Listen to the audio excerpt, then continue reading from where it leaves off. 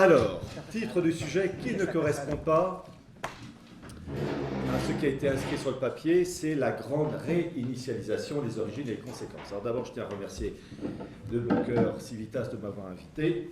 J'ai cédé tout de suite à la demande pressante d'Alain. Et je vais donc traiter d'un sujet qui est délicat, mais qu'il faut impérativement connaître, surtout dans nos milieux, que ce soit le clergé de la tradition, qui malheureusement ne connaît pas ou peu, sauf heureuse exception, et là ça s'appelle un miracle, tout ce qui a trait à la Kabbale, Talmud, etc., et puis les Français catholiques. Alors, avant d'entamer le sujet, je vais faire un petit rappel. Donc le titre, c'est la grande réinitialisation, les origines et les conséquences. Le mot réinitialisation, on parle de Great Reset, mais on va rester quand même en France, touche tous les domaines.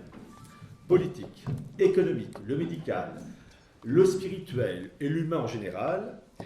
À cela s'ajoute récemment tout ce qui est pass sanitaire, le QR code. QR code, je le rappelle, qui était annoncé dans The Economist de janvier 2019. Vous avez une représentation de l'homme de Vitruve, donc Léonard de Vinci, qui tient dans sa main un smartphone et un QR code. Donc en fait, ces gens-là, nos ennemis, affichent sans vergogne, sans hésitation, ce qu'ils vont faire. C'est donc toute l'organisation de la société humaine qui est concernée, et le mot réinitialisation n'est pas un mot innocent.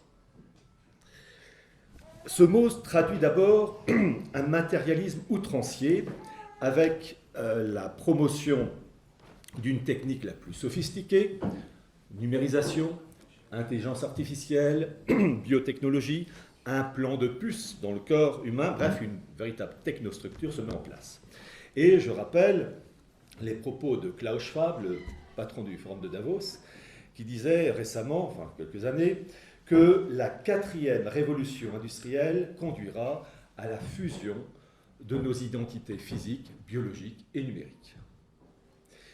Il l'a dit sans hésiter, sans problème. Et tout ça, c'est pour annoncer quoi? Le transhumanisme. Qu'est-ce que le transhumanisme? C'est un courant de pensée qui estime que la science, les techniques, peuvent transcender véritablement la condition humaine au point de pouvoir vaincre le vieillissement et la mort. Prométhée quand tu nous tiens. Et donc, dans cette histoire, il faut comprendre que le mot transhumanisme, en fait, a été à l'origine avancé, prononcé dans un discours d'un polytechnicien en 1939 qui s'appelait Jean Coutreau. Et ce mot est réapparu en 1957 avec un certain Julian Huxley. Julian Huxley, frère de Aldous Huxley, le meilleur des mondes. Et comment ce mot est passé? Parce que tout simplement, Jean Coutreau, polytechnicien, était ami avec Aldous Huxley, qui l'a refilé, comme on dit, à son frangin, Julian Huxley, qui est donc à la tête, enfin, qui est à l'origine de la création de l'UNESCO, puis surtout du WWF, pour la protection de la nature. La chose en elle-même est une bonne chose, mais en fait, derrière ce paravent innocent, se cache la promotion de la déesse Terre, Gaïa. Donc vous voyez comment ce mot, à l'origine, c'est un mot français qui a été refilé au monde anglais. La grande réinitialisation repose donc sur un fond religieux, une mystique, conduisant donc à la construction d'un modèle politique et spirituel à l'opposé du message de la révélation. Ça, c'est l'élément clé. Et pour comprendre cette fameuse grande réinitialisation, reposant donc sur une mystique, il faut remonter à la source, à la cause. Et pour cela, il faut faire le travail que malheureusement le monde de la tradition ne fait pas assez. Et donc, je vais me faire le devoir, m'imposer le devoir de vous expliquer, en choisissant les mots sur un sujet délicat, de ce qu'il faut connaître, que le problème remonte finalement à la non-reconnaissance par les Juifs de la divinité du Christ. Bien. Alors, pour comprendre une chose, il faut d'abord démarrer avec la Bible hébraïque, qui va donner l'Ancien Testament, en sachant évidemment que l'interprétation diffère. La Bible hébraïque est composée de ce qu'on appelle dans la Torah, la loi, donc Genèse, Exode, Lévitique, Nombre et Deutéronome, des prophètes, on a plus d'une vingtaine, Jérémie, Ézéchiel, Isaïe, Michée, etc. Et puis les hagiographes. Alors, je m'adresse à un public largement catholique, mais il n'empêche qu'il y a des personnes qui ne sont pas de ce milieu, donc il faut aussi une pédagogie, et puis je suis foutu, je suis filmé. Voyez-vous, quand on voit un sujet, surtout la Bible hébraïque, qui va donc donner l'Ancien Testament, vous avez des centaines et des centaines de pages. Il y a d'abord un aspect pratique à avoir. Quand vous voyez cette masse de documents, vous avez trois possibilités. Première possibilité, ces textes sont tous d'inspiration divine. Deuxième possibilité, ces textes ne sont en aucun cas d'inspiration divine, sont donc beaux romans avec de magnifiques droits d'auteur qui me font rêver. Troisième possibilité, un mélange des deux, un mélange d'inspiration divine et d'invention humaine. Évidemment, en tant que catholique, je rassure tout de suite le clergé traditionnel, il va de soi que c'est l'inspiration divine de A à Z. Mais il faut comprendre que quand on voit un texte, il faut voir toutes les hypothèses, même les plus désagréables. Ça, c'est la première chose. Deuxième chose, quand on voit cette masse de documents, il faut voir le fil directeur. Quel est le fil directeur de ces centaines et centaines de pages de la Bible hébraïque? Et là, je vais vous citer un exemple. L'exemple de Napoléon Ier. Rapidement, quand on voit l'histoire de Napoléon, du général Bonaparte et de Napoléon ensuite, on voit un homme de génie qui court partout en Europe, en Autriche, en Prusse, qui arrive à Moscou, enfin bref, et qui se termine à Waterloo.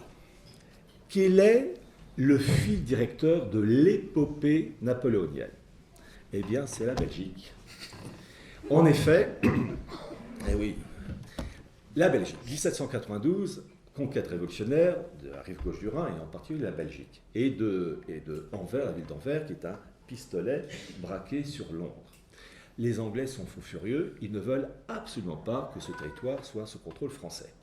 Et toute la politique de Napoléon, que ce soit l'Autriche, la Prusse, l'Espagne, la Russie, c'est pour obliger les Anglais à reconnaître l'annexion de la rive gauche du Rhin. Et toute la politique britannique, c'est de favoriser des coalitions contre Napoléon pour le battre et faire en sorte que la Belgique ne soit plus territoire français. Ça commence en 1792 avec la conquête de la Belgique et ça se termine pour Napoléon, juin 1815, en Belgique, à Waterloo. Voilà le fil directeur. Vous voyez, il ne faut pas des centaines et des centaines de pages sur l'épopée napoléonienne. Mais quel est le fil directeur de tout ça? C'est que Napoléon veut le maintien de ce territoire, Londres ne veut pas. Et toute la vie de Napoléon, c'est de contraindre les Anglais, et puis il échoue en 1815.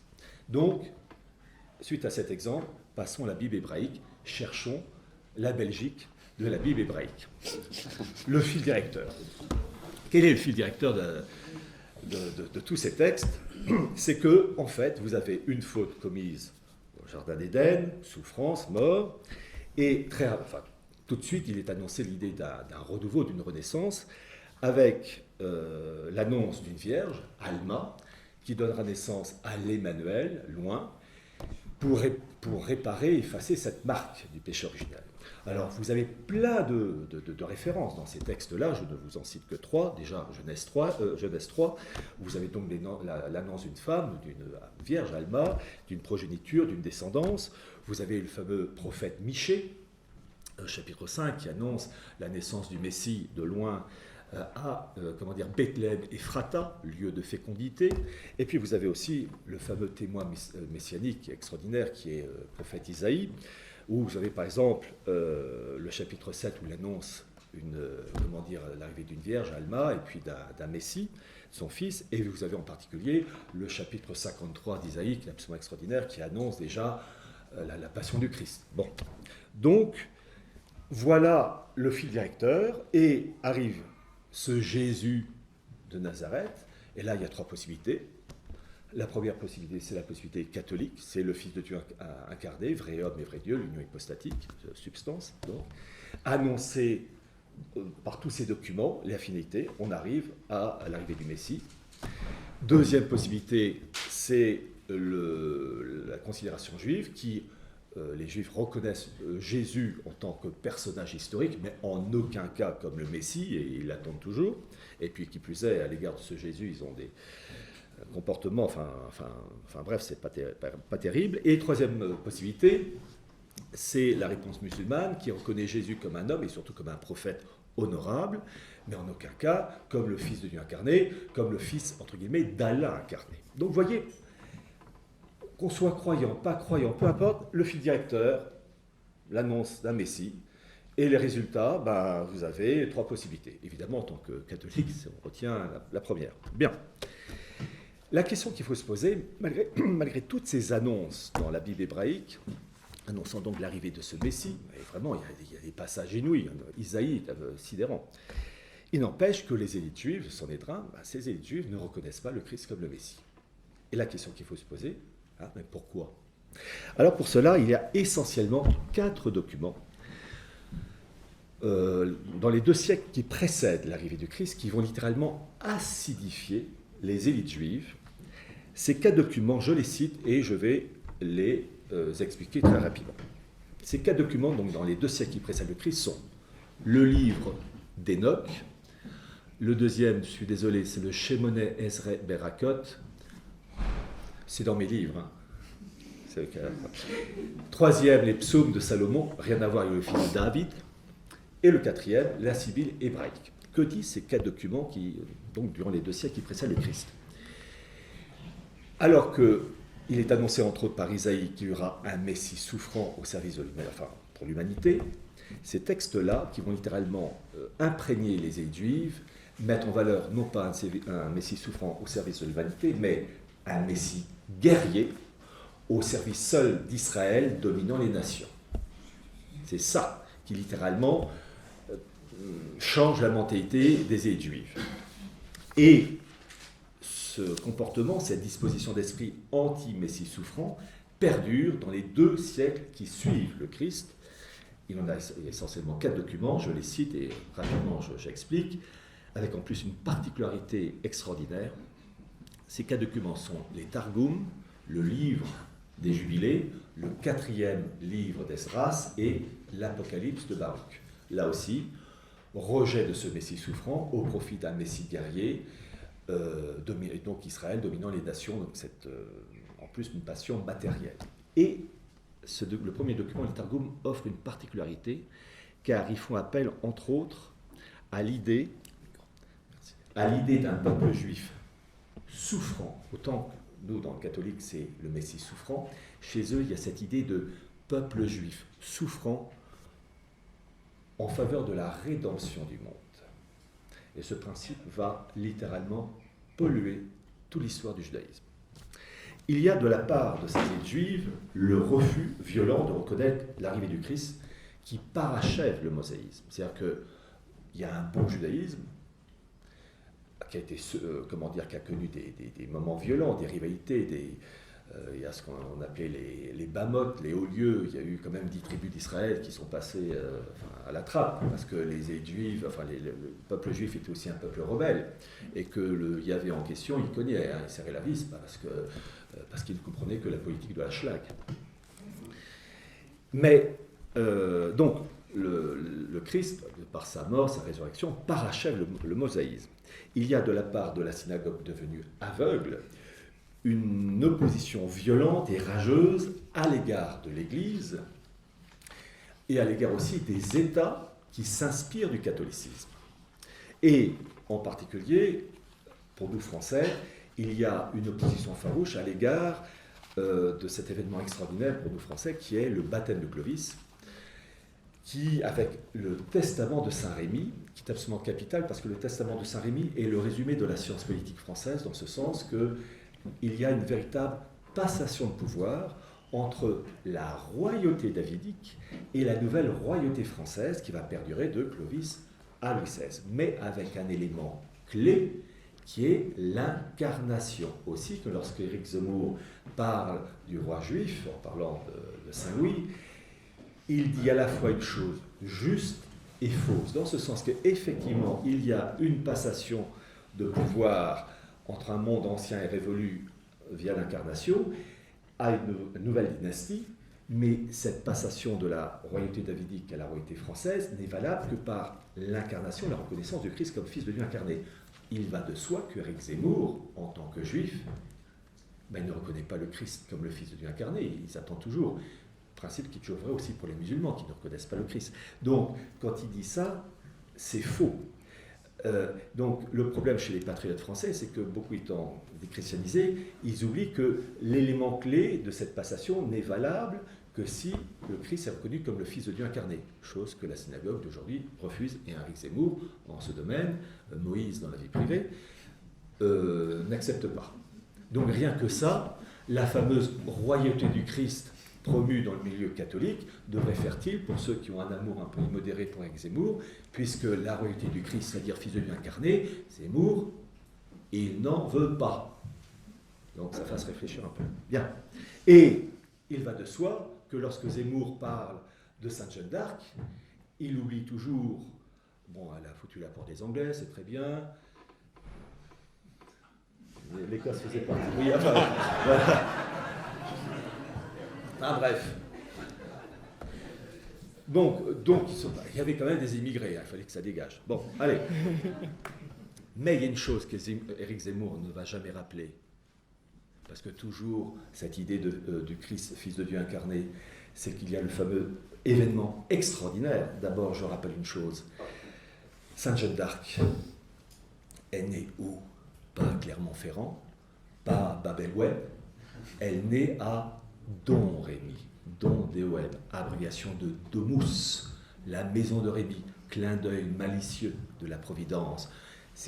Car le fond de l'histoire pour Sainte Jeanne d'Arc, c'est d'abord le fameux acte notarié du 21 juin 1429 à Saint-Benoît-sur-Loire, où elle s'adresse au gentil dauphin, le futur Charles VII, où elle rappelle la royauté du Christ sur la France et que le roi de France n'est que son lieutenant, tenant le royaume de France en commande, c'est-à-dire créer les conditions politiques, matérielles, pour que les sujets du roi de France gagnent le ciel.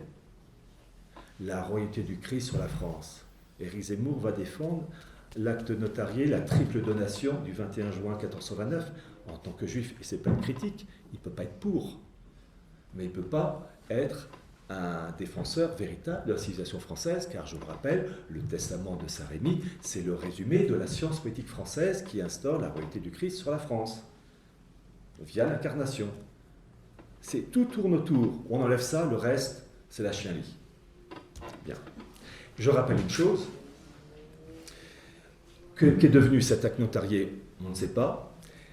Mais c'est un fait historique et prouvé, puisqu'au cours de l'été 1429, il y a un document qui a été rédigé à l'attention du pape de l'époque, le pape Martin V, qui s'appelle le Brevarium Historial, qui est toujours aux archives du Vatican et qui a servi à la béatification et à la canonisation de Sainte Jeanne d'Arc. Voilà. Donc on a la preuve historique qu'il y a eu un événement extraordinaire, le rappel par Sainte Jeanne d'Arc de la royauté du Christ sur la France, et tout patriote français et catholique doit s'appuyer là-dessus, et sinon c'est du toc. Donc Éric Zemmour, c'est du toc. Même s'il dit parfois des choses justes, même s'il dit, quand il parle de l'invasion migratoire, quand on est à la gare du Nord, effectivement, il a raison. Mais n'empêche que ça, c'est le falbala, le fond de l'histoire, il n'obéit pas à ce précepte clé qui est la royauté du Christ sur la France. Ça, c'est l'élément clé, et la reconnaissance du Christ comme Fils de Dieu incarné. Il n'y a pas ça, c'est du vent. Bon, donc, hein, gardez ça en tête. Bien. Alors, pour la synagogue aveugle, ce modèle religieux et politique est absolument à rejeter. Et pour cela, cette synagogue aveugle et rebelle va élaborer 4 documents que j'énumère et que j'explique. Premièrement, le Talmud. Deuxièmement, le Noachise. Troisièmement, la Kabbale. Quatrième point, la Kabbale en lien avec l'idéal messianique. Face à la montée en puissance de l'Église, tout au 1er siècle, ça se concrétise en 313, en particulier avec Constantin, eh bien, la synagogue se rend compte qu'elle perd, si je puis dire, des parts du marché. En effet, il y a des conversions de païens, mais aussi des juifs qui se convertissent. Et la synagogue, qui attend toujours son Messie au service d'Israël et aux dépens des nations, eh bien, elle est en train de se voir phagocytée par l'Église. Et pour contrer ce mouvement, cette tendance, la synagogue aveugle va élaborer un nouveau judaïsme qui n'a plus rien à voir avec le mosaïsme préparatoire à la révélation. Ce nouveau judaïsme, c'est le Talmud. Qu'est-ce que le Talmud? C'est le code civil, politique et religieux de la synagogue aveugle, élaboré entre 100 et 500 après Jésus-Christ, en opposition unique au catholicisme et au principe du Christ incarné, Fils de Dieu incarné. Je répète, entre 100 et 500, en opposition unique au catholicisme, pas à l'islam, parce que entre 100 et 500, l'islam n'existe pas, l'islam n'apparaît qu'au 7e siècle. Donc pour comprendre ce nouveau judaïsme, d'un point de vue purement chronologique, il faut le comprendre uniquement en opposition, ce nouveau judaïsme, le Talmud, au catholicisme qui monte en puissance, parce que l'islam n'a rien à voir. Voilà. Bon. J'ajoute en plus un élément, l'expression, il faut ne pas utiliser pour les catholiques, pour nous catholiques, l'expression judéo-chrétien. C'est une expression fausse, stupide. On est helléno-romain catho, oui, mais judéo-chrétien non, puisque le Christ parachève le mosaïsme, et le reste c'est entre guillemets, c'est un mauvais judaïsme, puisque le Talmud est violemment anti-catholique. Je vous cite un seul élément, puisqu'ils n'aiment pas le Christ, qui pour ces gens-là, c'est une abomination. Le Christ est dans le Talmud est dans une marmite bouillante remplie d'excréments. Bon, voilà tout ça. Et lorsque Éric Zemmour fait des remarques sur l'islam, en disant en particulier qu'il n'y a pas de distinction entre le spirituel et le temporel, il a tout à fait raison, mais se garde bien de préciser que le Talmud est violemment anticatholique avec ce genre d'expression. Bien. Je rappelle que le Talmud, vous avez deux branches, le Talmud de Babylone et le Talmud de Jérusalem. Deuxième point, le noachisme. Le noachisme, c'est la religion élaborée par la synagogue aveugle pour nous, les non-juifs, les goïms. Il y a dans le noachisme 7 lois. Je rappelle que ces lois noachides ont été adoptées par le Congrès américain en 1991, pour info. Il y a 7 lois, mais les points clés sont, premier point, surtout pas un Dieu trinitaire, un Dieu un. Deuxième point, Jésus est reconnu comme un simple prophète appelé à une auguste mission religieuse, en aucun cas le Fils de Dieu incarné. Troisième point, rejet complet du sacerdoce. Voilà. Et en plus, la Sainte Vierge, évidemment, elle n'a pas sa place. Je précise qu'il faut connaître le noachisme. Pourquoi ? J'en parlerai tout à l'heure un peu. La franc-maçonnerie, au XVIIIe siècle, a imprégné les élites bourgeoises et aristocratiques. Et dans le rite écossais ancien et accepté, donc en France, qui a pollué les esprits des élites françaises, vous avez donc différents degrés, et vous avez le 21e degré, noachite. La franc-maçonnerie n'est qu'un outil de la synagogue. Troisième point, la Kabbale. La Kabbale, qu'est-ce que c'est ? C'est l'interprétation ésotérique, mystique, de la synagogue aveugle, avec l'appel de la magie, nécromancie, spiritisme, l'appel aux anges, enfin pas les anges, mais enfin les anges déchus. Et évidemment, ces choses-là sont formellement interdites par l'Église catholique parce que c'est en fait s'adresser à l'enfer. Il faut rappeler que la Kabbale, donc, qui est anticatholique dans son essence, puisqu'elle s'adresse à la magie, elle utilise la magie, avait été déjà condamnée par Isaïe, le prophète Isaïe, dans son chapitre 8. Il ne parle pas de Kabbale, mais quand on lit la Bible hébraïque, il condamne le spiritisme, le côté nécromancien, avec 2 mots, les obotes et les iidonymes. C'est l'ancêtre de la Kabbale. C'est le chapitre 8, c'est aussi le fameux chapitre où Isaïe dit que les Juifs à un moment donné se rebelleront et qu'ils vont errer en raison de leur rébellion et se rattacher à la magie. Alors il ne dit pas la Kabbale, mais les obotes et les iidonymes. Bon. D'un point de vue général, les kabbalistes estiment qu'on peut extraire des informations mystiques, secrètes, cachées dans la Torah, la loi, à partir de ce qu'ils appellent les 32 voies mystérieuses de la sagesse. Ces 32 voies mystérieuses de la sagesse sont les 22 lettres de l'alphabet hébreu et les 10 séphirotes. Je vais vous expliquer ça. Bon, alphabet hébreu, c'est bon.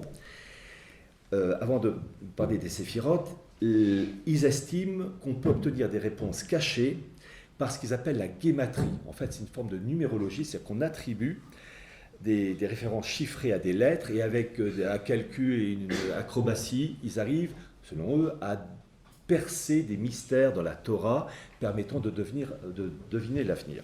Bon, donc ce sont les lettres de l'alphabet en lien avec les séphirotes. La séphira, les séphirotes.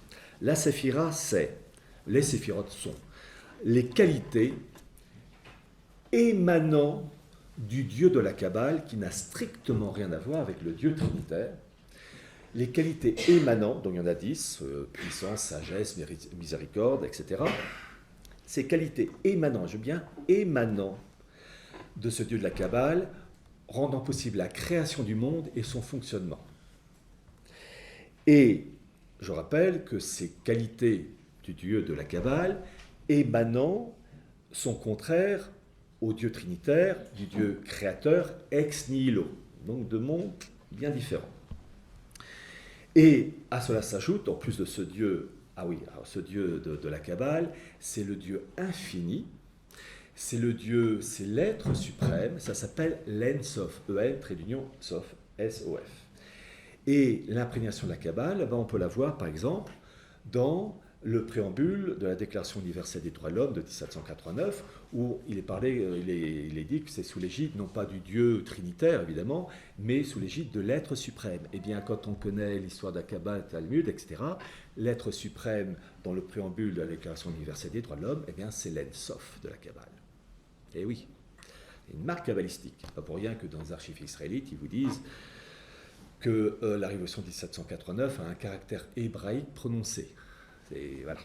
Au moins ils sont francs. C'est archives israélites, vous avez ces documents-là dans la préface que j'ai faite pour le livre de Klotz, le révolutionnaire Klotz, édition Nia Veritas. Parallèlement à ce Dieu infini, être suprême, En-Sof, vous avez un étage en dessous, le Dieu mauvais, qui est le démiurge, le matériel. Et l'objectif du croyant, c'est de contourner ce Dieu mauvais, démiurge, pour accéder à ce Dieu bon, parfait, infini, etc. Et tout ça, c'est lié à la gnose. La gnose qui veut dire connaissance. Et le gnostique, pour faire court, estime qu'il est une parcelle du divin et qu'il peut, par ses propres forces et par la science, et aujourd'hui avec l'intelligence artificielle, biotechnologie, etc., remonter à la source divine pour se fondre dans un grand tout. Évidemment, rien n'est catho dans tout ça, puisque pour nous cathos, on est marqué du péché originel. Certes, il faut faire des efforts nous-mêmes, mais on ne peut s'élever que par la grâce. Donc vous voyez, on est bien loin. Bon. Donc, la Kabbale, ce n'est pas vraiment catho. D'un point de vue général, la Kabbale vise, alors écoutez, à restaurer, à réparer, à réinitialiser, tiens, je dis un mot, un ordre détruisant complètement le monde issu de la révélation, que ce soit l'Église, alors d'abord 1789 avec le roi de France, lieutenant du Christ, le principe saute, et ou bien Vatican II. Ce principe de restauration, réparation, réinitialisation, eh bien il faut connaître le mot, et il faut que le clergé et les cathos normaux, tradis donc, connaissent ce mot, ça s'appelle le tikkun olam. Tikkun, T-I, 2K, O-U-N, olam, O-L-A-M. Eh bien, lorsqu'on vous parle du Great Reset, de la grande réinitialisation, c'est la version actualisée du tikkun olam. En fait, on subit en pleine tronche, en pleine gueule, un principe kabbalistique qui est le tikkun olam, car il faut détruire ce monde issu de la révélation, que ce soit le domaine spirituel et temporel. 1789, le roi de France, lieutenant du Christ, évidemment, c'était quelque chose de négatif. Et pareil pour Vatican II, car je rappelle, je vais en parler un peu mieux, le but de Vatican II, il faut faire court, c'est de faire de l'Église une annexe de la synagogue, et en bout de course, la dissoudre. Bon.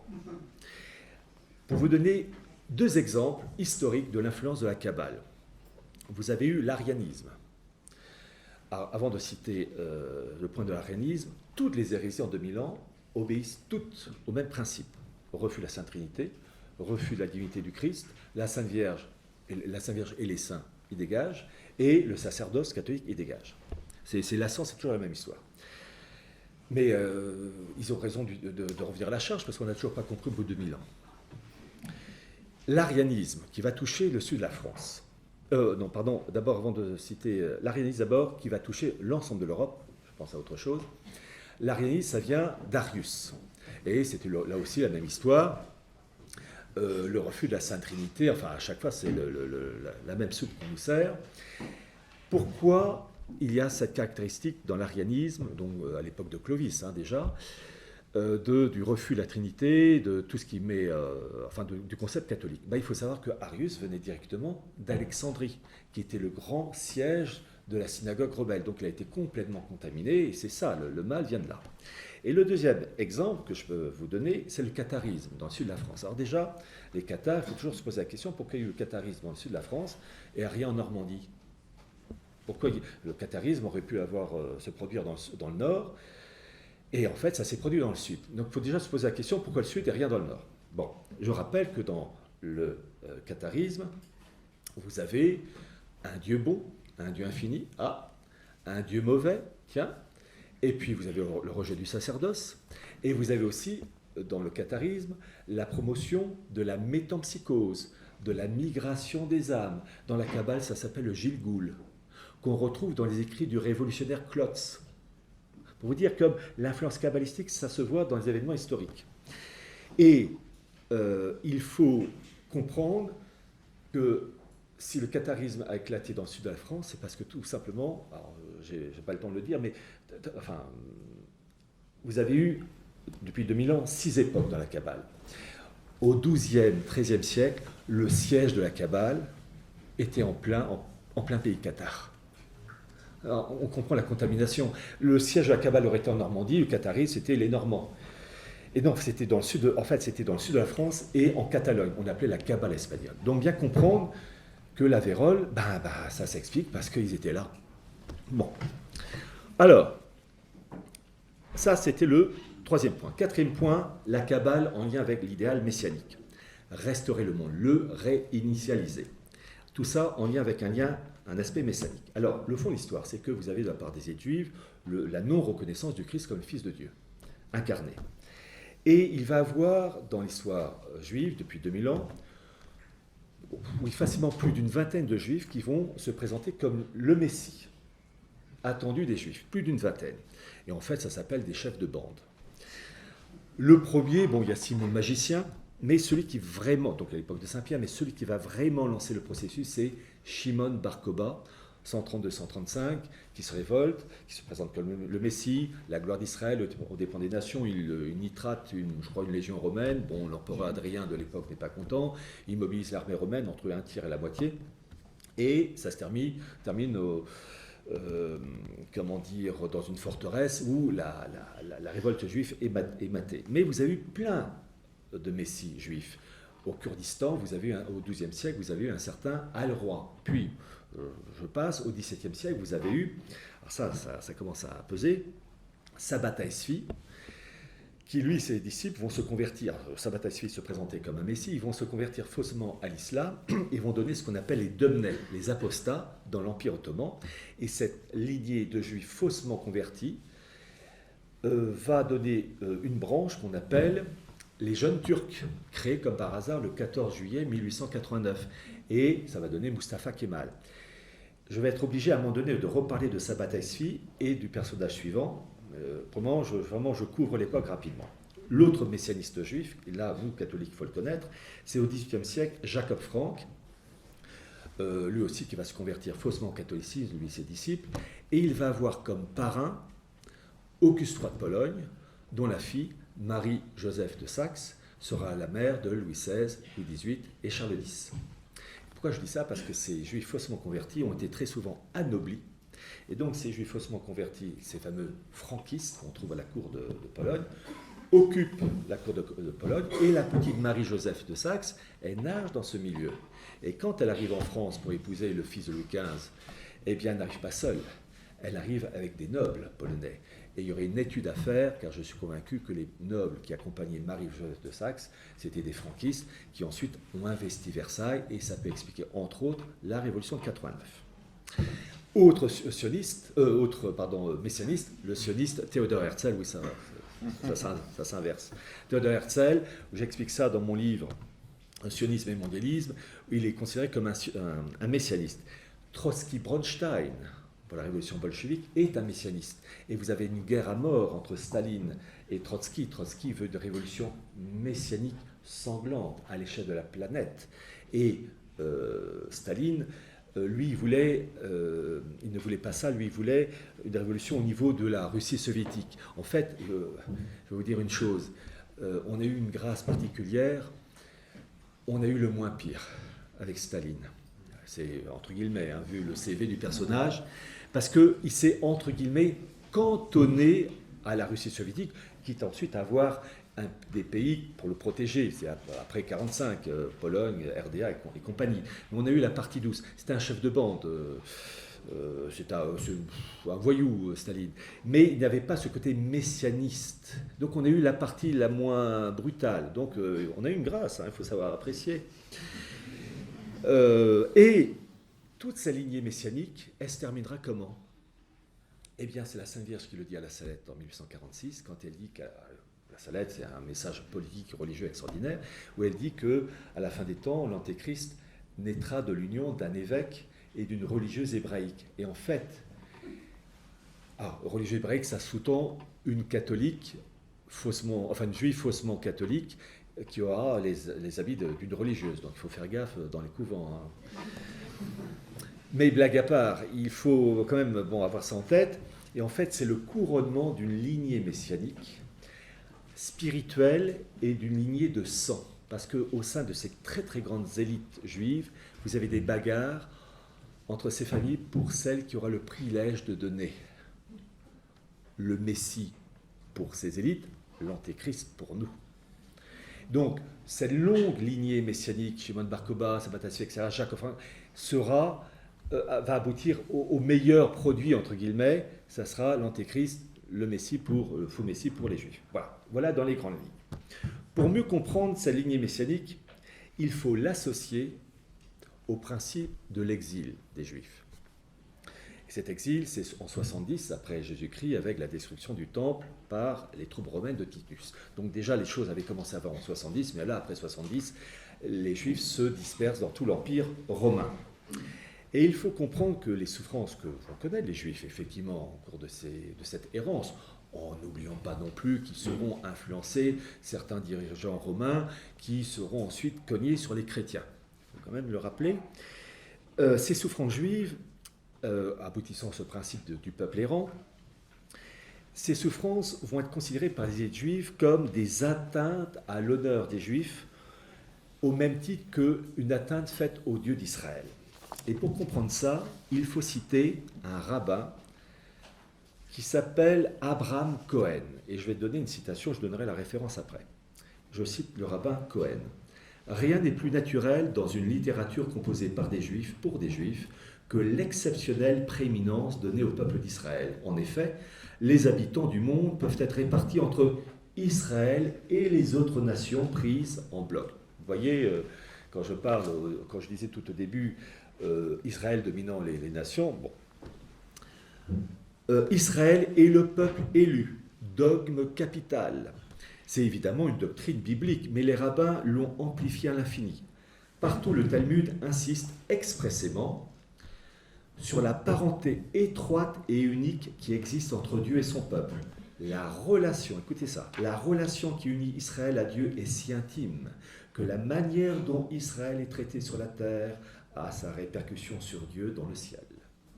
Abraham Cohen, le titre de livre Le Talmud, édition Payot, page 147-148. Donc Patouche. Dans cette longue errance et aussi souffrance, il faut le dire, des Juifs, vous avez un événement capital qui les concerne, mais qui nous concerne aussi par ricochet. C'est l'expulsion des Juifs en 1492 d'Espagne, Isabelle la catholique, le décret de l'Alhambra. Dispersion des Juifs, ils vont se réfugier certains l'Empire ottoman, et beaucoup vont aller se réfugier au niveau de Anvers, mais aussi au niveau de Amsterdam, enfin, j'allais dire, les Pays-Bas. En fait, les Pays-Bas n'existent pas. Les Pays-Bas, l'indépendance des Pays-Bas, c'est fin XVIe siècle, qui d'abord, en plus, s'appellent les Provinces-Unies. Mais en fait, ils vont s'établir dans cette zone-là, et ces élites juives, qui s'installent donc à Amsterdam, etc., vont créer le Wall Street. hollandais, une super puissance financière au niveau des Pays-Bas actuels. Et là, une question se pose parmi ces élites juives, pourquoi ces souffrances à répétition? Vraiment, le choc de 1492, ça les traumatise. Et vous allez avoir un rabbin qu'il faut impérativement connaître, qui est le rabbin Luria, Isaac Luria, 1534-1572, qui va mettre en place une réforme, la réforme lurianique, dont les répercussions sont immenses. Lui et son équipe, enfin ses disciples, ils vont s'établir en Palestine, à Safed, S-A-F-E-D. Et il va reformater la Kabbale, donc garder des caractéristiques, mais l'améliorer si je puis dire. Cette Kabbale lurianique, alors là, il va falloir que j'explique ça et bon, on s'accroche. S'appuie sur 4 points. Je vous cite les 4 points et après j'explique. Premier point, la rétraction. Deuxième point, la brisure des vases. Troisième point, la restauration, réinitialisation. Quatrième point, l'élévation des étincelles. N'ayez pas peur. Premier point, la rétraction, le tzimtzum. Là, en gros, Isaac Luria reprend le gros du truc, c'est-à-dire qu'il y a le dieu de la Kabbale, émanation des qualités de les fameux 10 séphirotes qui permettent la création de fonctionnement de l'univers, et cette création permet donc à l'univers de fonctionner, etc. Rien de neuf. Deuxième point, la brisure des vases. Alors, vase en hébreu se dit keli, mais le mot keli veut dire à la fois vase et substance. Double aspect. Et ces substances, en fait, émanent de ce dieu de la Kabbale qui permet donc la création du monde et de son fonctionnement. Et selon Isaac Luria, le rabbin Luria, il y a un raté dans le système. Il va avoir ces vases, à la fois vases et substances, qui vont éclater. Et ces étincelles de divinité, qui sont l'émanation du dieu de la Kabbale, une partie de ces étincelles de divinité retourne à la maison mère, et une autre partie qui se répand dans le monde mauvais, les forces de ténèbres, les kélipotes, la kélipa, les kélipotes. Alors, l'objectif de la réforme lurianique, c'est d'expliquer pourquoi il y a un exil des Juifs et pourquoi il y a, alors je vais expliquer, un exil d'une partie de la divinité.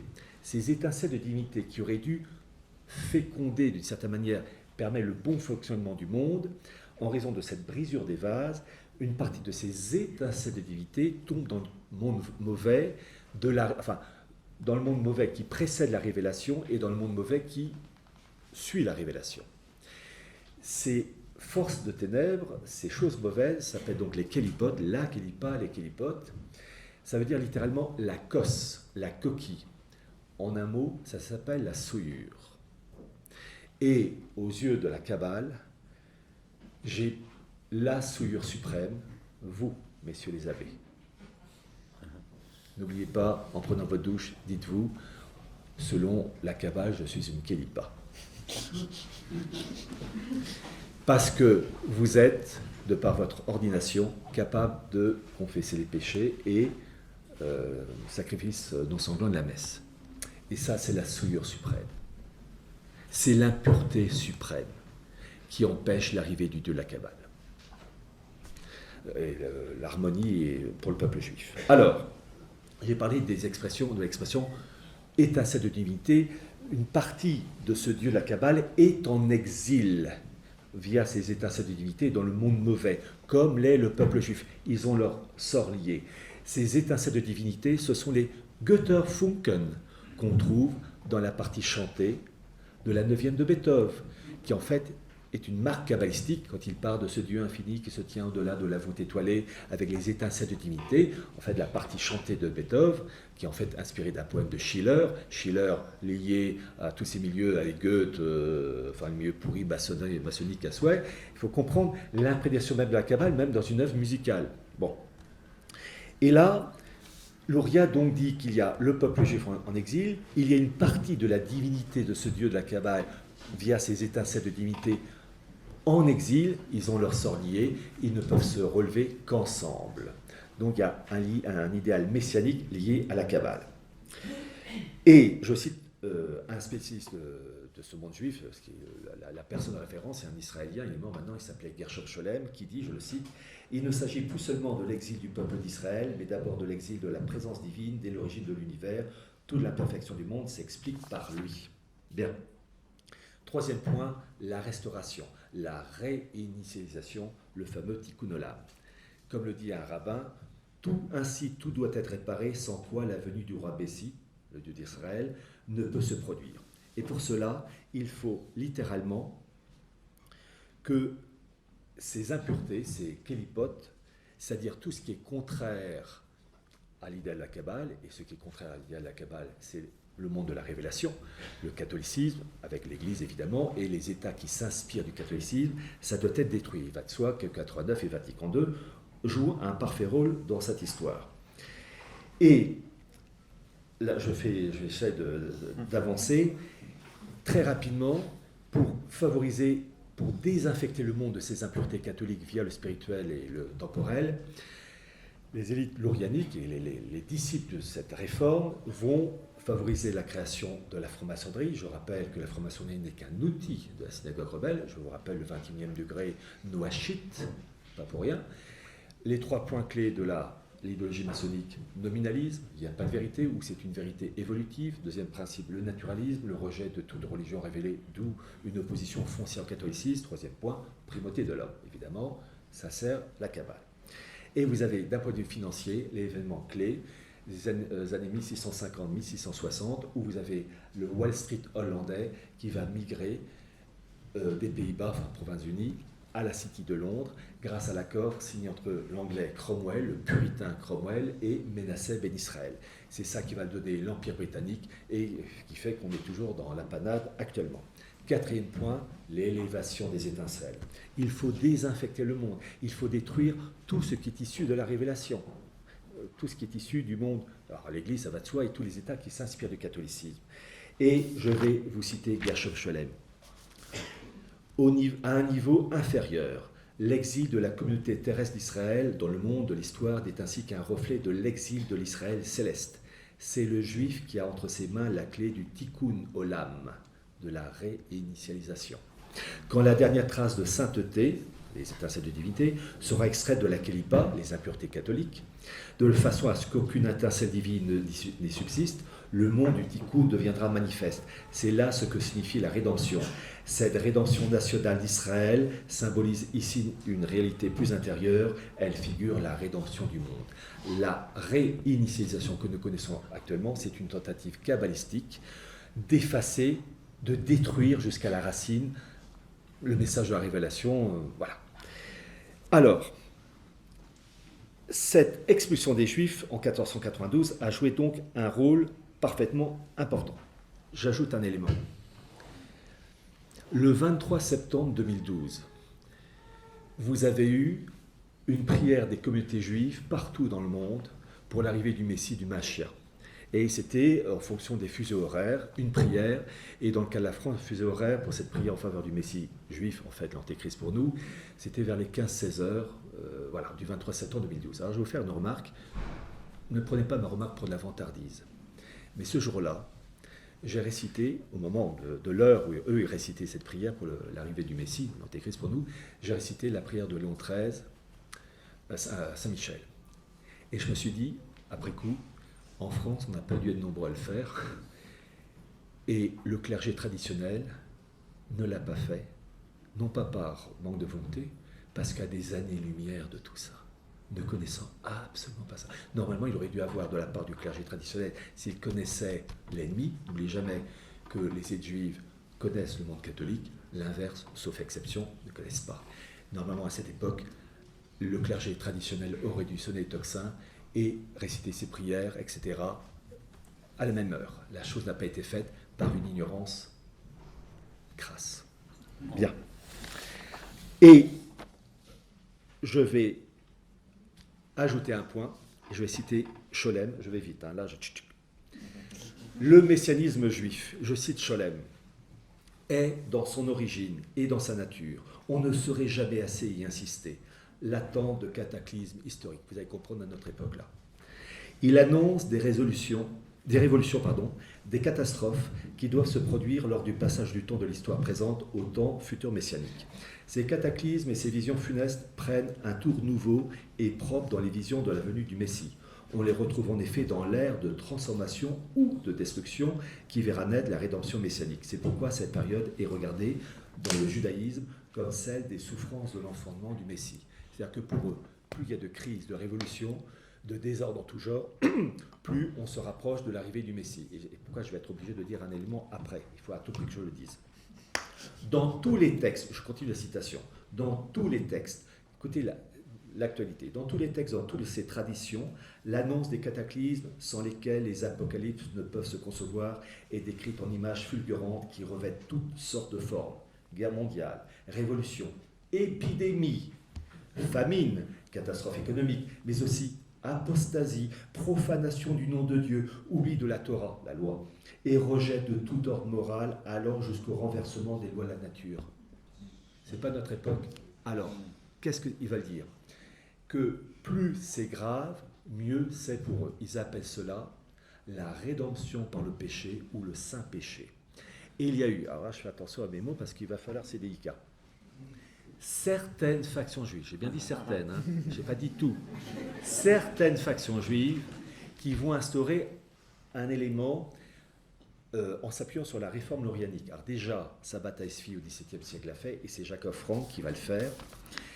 Certains vont dire, je répète, donc certaines factions vont dire, bon, guerre, souffrance, épidémie, maladie, tout ce qui favorise le malheur, ce sont les souffrances de l'enfantement qui précèdent l'arrivée du Messie. Donc quand il y a des souffrances de plus en plus vives, le Messie, notre Messie va arriver. Et certaines factions juives vont dire, ah, mais dans ce cas-là, si on mettait un peu l'huile sur le feu pour aggraver ces souffrances et ces désordres, la rédemption par le péché, le saint péché, c'est-à-dire qu'il va avoir au sein de ces élites juives qui occupent certaines fonctions du gouvernement en Allemagne, en Russie, aux États-Unis, peu importe, une volonté d'aggraver la situation, car le fait d'aggraver la situation permet d'accélérer, selon eux, l'arrivée de leur Messie.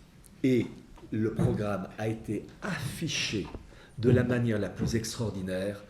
Ce document, c'est l'annexe 1 de mon livre Archives du mondialisme, que tout membre de la tradition, et en particulier le clergé, doit connaître.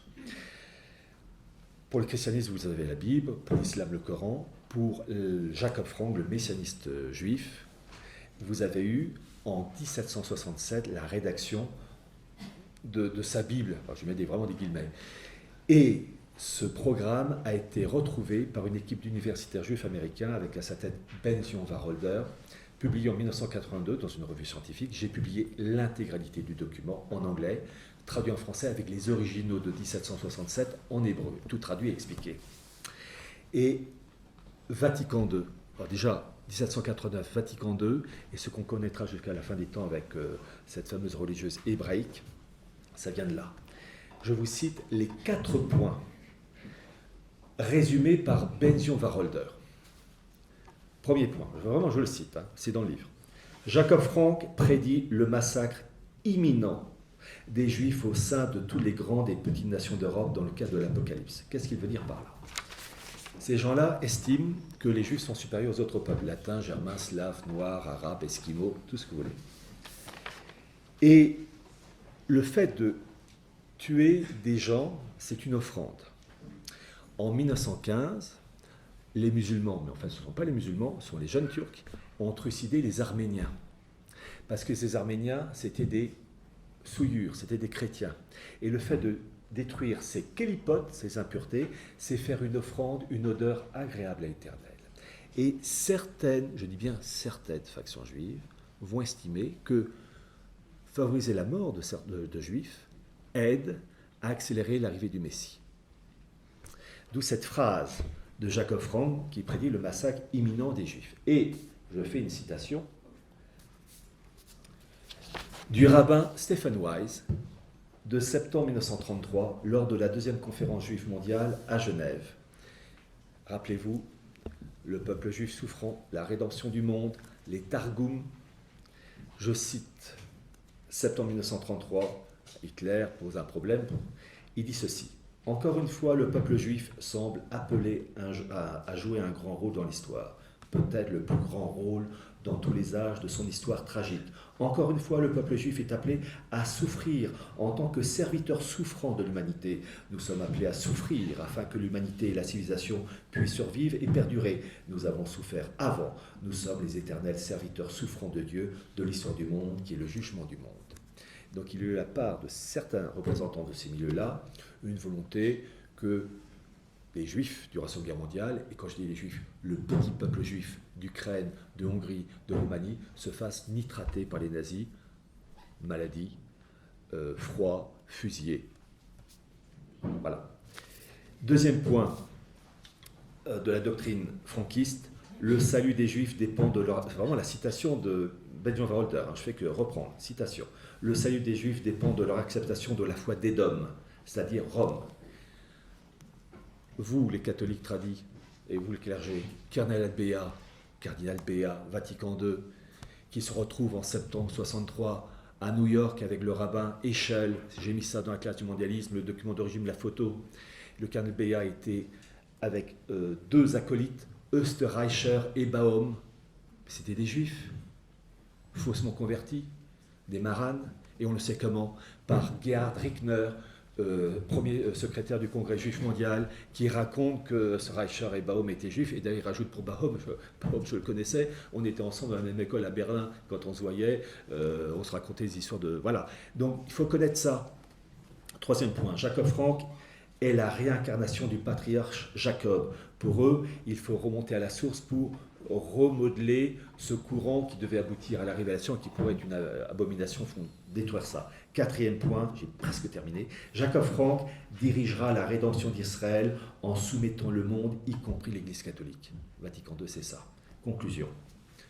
Nous avons un Bergoglio, dit pape, qui tient des propos, en fait, c'est un agent du système. Je rappelle que récemment, vous avez, à l'instigation de Bergoglio, la création, je cite, du capitalisme inclusif avec le Vatican, avec toute la crème financière, McCartney, entre autres, l'ancien patron de la Banque d'Angleterre, qui est actuellement Bilderberg, qui a été... Alors, le but, c'est créer une économie au service des pauvres, tarte à la crème.